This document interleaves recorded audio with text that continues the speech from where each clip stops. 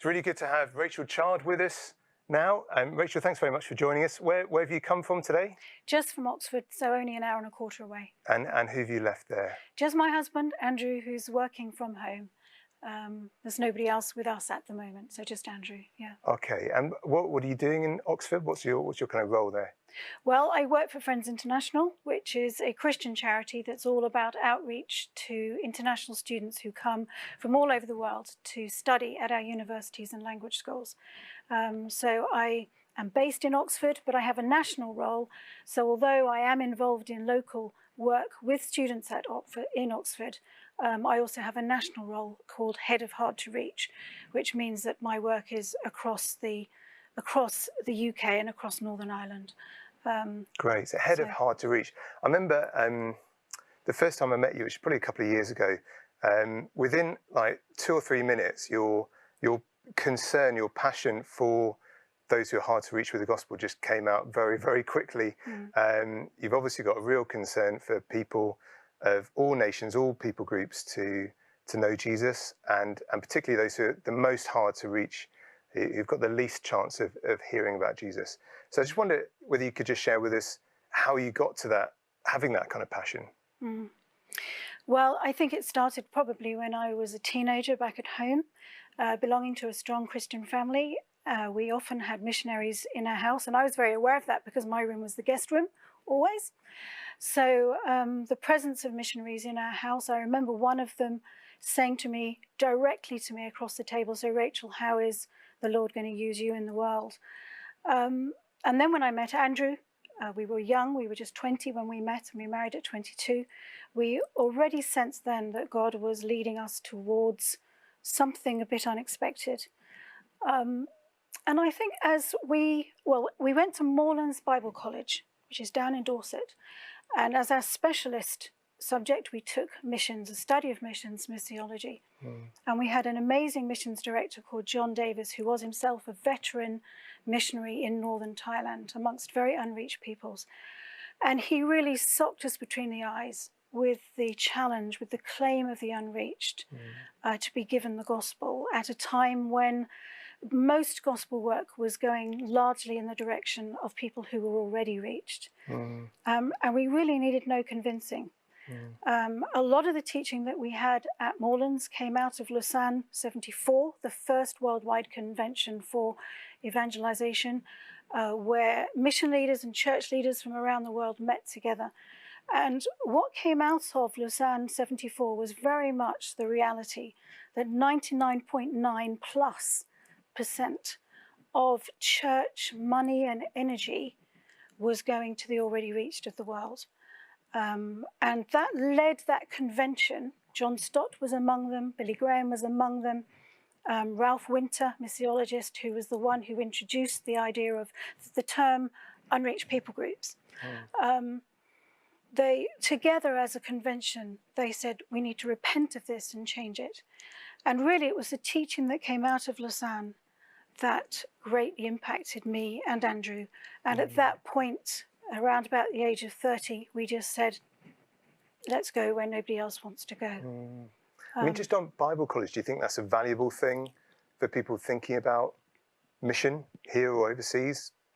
It can be, I think, with excellent training programs like you are part of, and the internships, the apprenticeships, which provide a lot of training, then I think they are good alternatives. But I think where mission, particularly cross-cultural mission, is concerned, some places like Moorlands or All Nations can be a very good option for preparing people for cross-cultural mission, yes.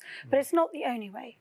When we were training, there was less available for in terms of training for cross-cultural Christian work. So Moorlands was the place for us, and it transformed our lives at the time. Yeah.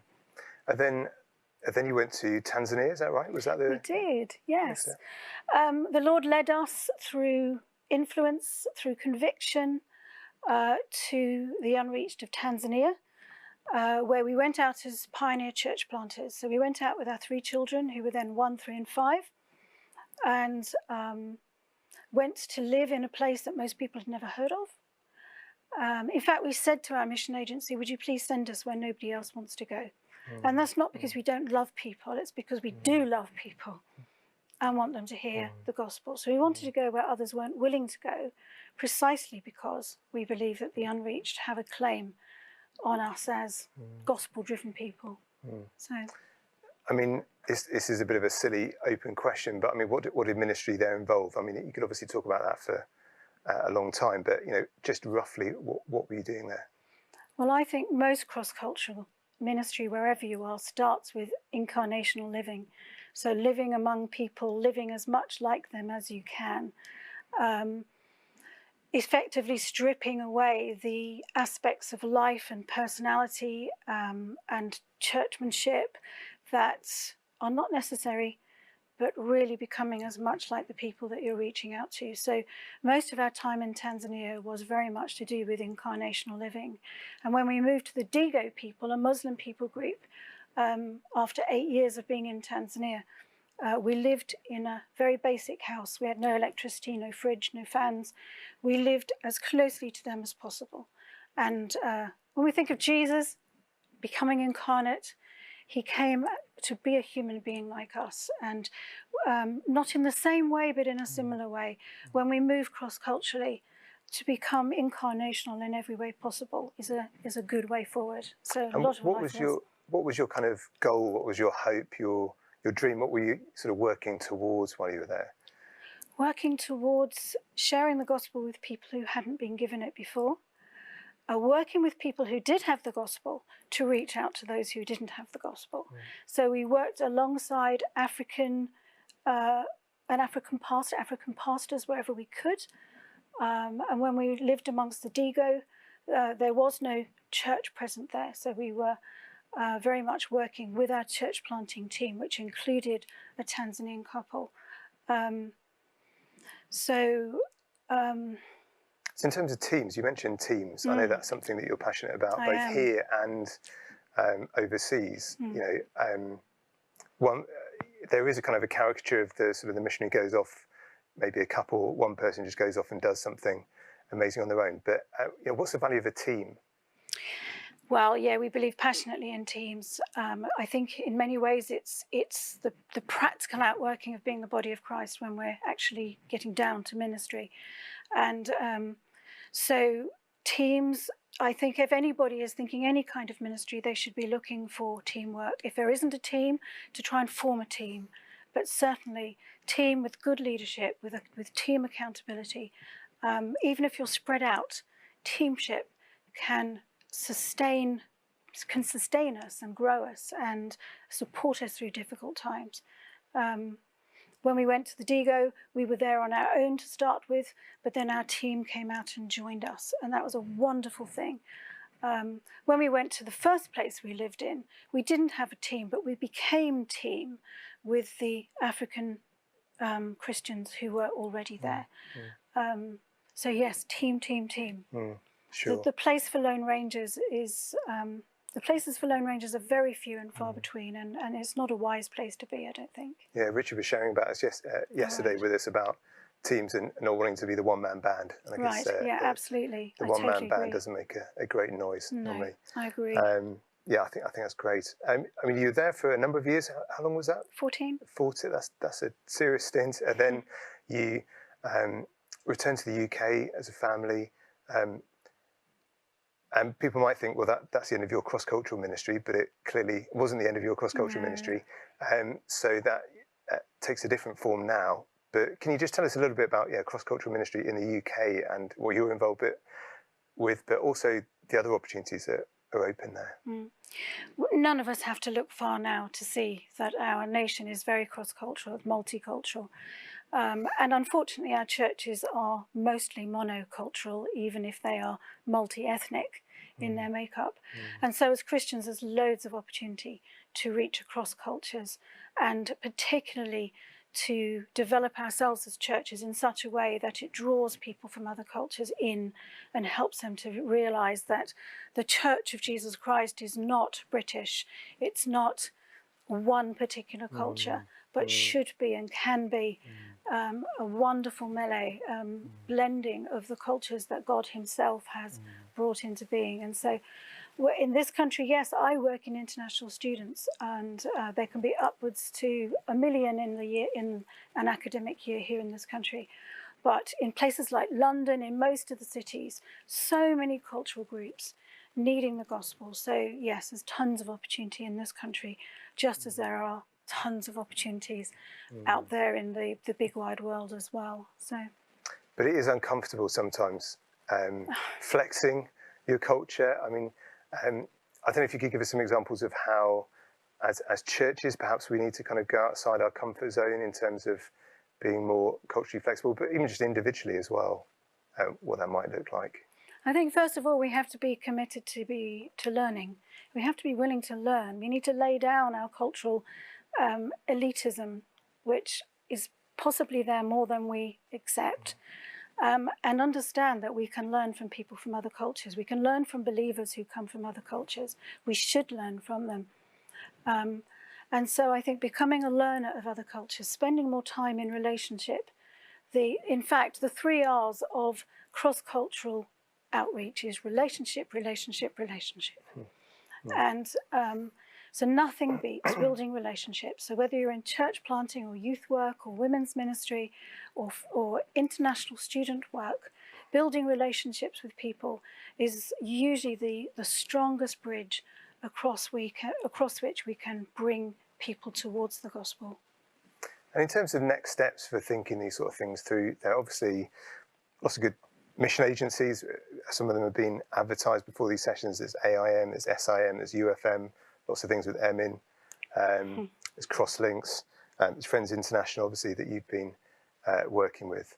But in terms of sort of next steps, in terms of thinking these things through, we want to be talking with wise, mature believers and our local church leadership. But yeah, just next steps that people could think through.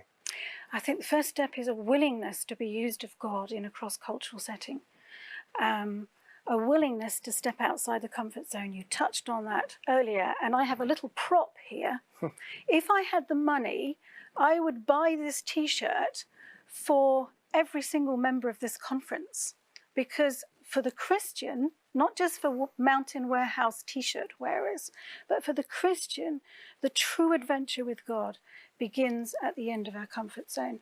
And I honestly believe that if we are willing to say to the Lord, whatever our situation is, Lord, use me in whatever way you want, take me wherever you want, show me what I should do, and then with the advice of church leaders and other mature Christians, the prompting of God as you read his word, starting to push on doors and starting to ask, where could God use me? Is it London? Is it Birmingham? Is it Manchester? Is it Saudi Arabia? And to start investigating. There's so much information on the internet of opportunities, and there's so many opportunities.